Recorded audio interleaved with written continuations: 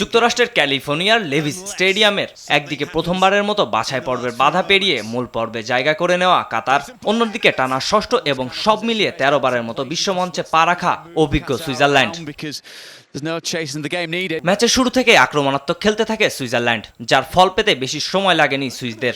১৭ মিনিটে গোলরক্ষক মুরাদ আবুনাদার ভুলে পেনাল্টি পায় সুইজারল্যান্ড।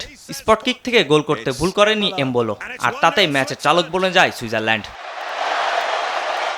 লাইভ বয় কিনে কল দাও টোল ফ্রি নম্বরে, আর এক নিঃশ্বাসে গোল বলে জিতে নাও ফিফা বিশ্বকাপ ২০২৬ এক্সক্লুসিভ পুরস্কার। গোল হজমের পর রক্ষণভাগ সামলে ম্যাচে ফিরতে মরিয়া হয়ে ওঠে কাতার।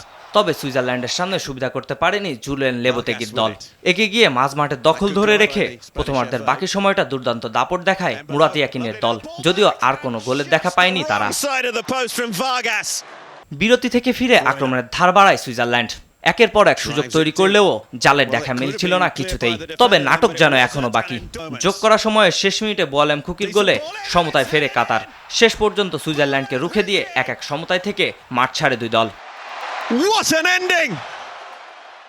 কাজী মাহিম হাসান, RTV।